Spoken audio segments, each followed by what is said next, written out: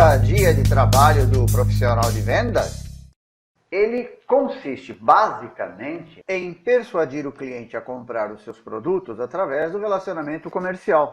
E do que é que depende esse relacionamento? Depende da comunicação. A comunicação é a essência do trabalho de persuasão do profissional de vendas. Vejam, como é que é formada essa comunicação, né? A comunicação, ela pressupõe o seguinte: de um lado você tem um emissor, do outro lado você tem um receptor. No caso, o emissor é o profissional de vendas e o receptor é o cliente.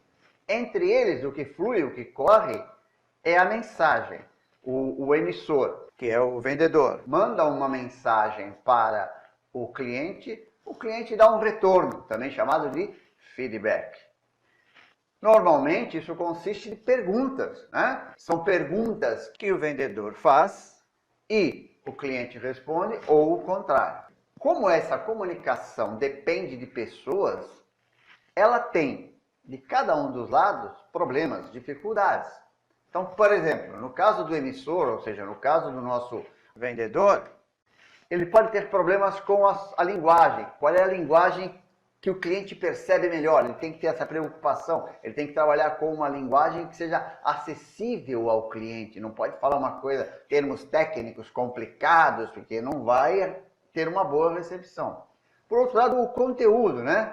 O seu conteúdo deve ser alguma coisa que sirva, por exemplo, para convencer o cliente. Ele tem que estar preocupado com o que ele vai dizer para o cliente.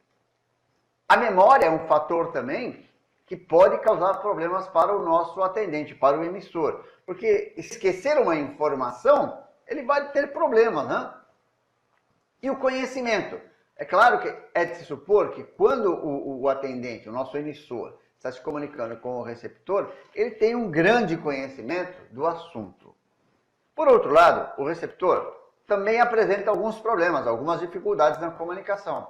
Motivação. Ele pode não estar muito motivado, o cliente está lá com os problemas, umas certas dificuldades.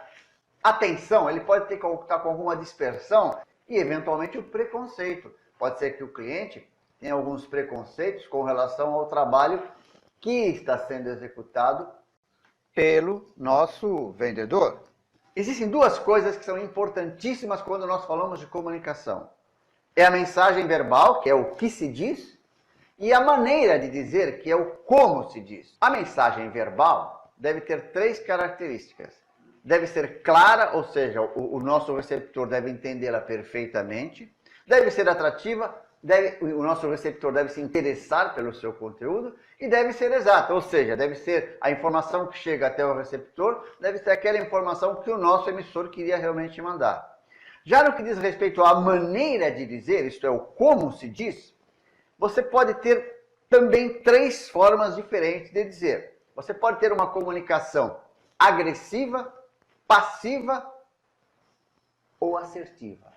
Agressiva é quando o emissor procura dar ordens, fala com gestos, fala com força, grita praticamente, né? Fala alto e tem aquela força e faz com que o emissor, o receptor, não se sinta bem com aquela comunicação.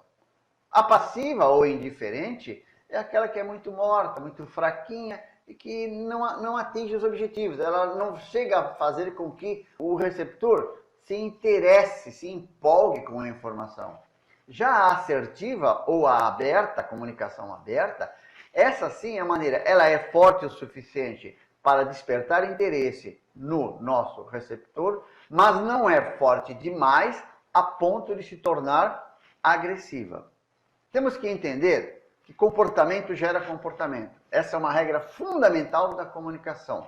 Comportamento gera comportamento. Isto é, se o comportamento do nosso vendedor, do nosso profissional de venda, for um comportamento assertivo, de uma mensagem positiva, uma mensagem que seja realmente clara, atrativa e exata, como o comportamento gera comportamento, vai fazer com que o receptor tenha uma participação positiva no diálogo. E é por isso que nós temos que ter sempre em mente que a comunicação do vendedor tem que ser uma comunicação assertiva e aberta.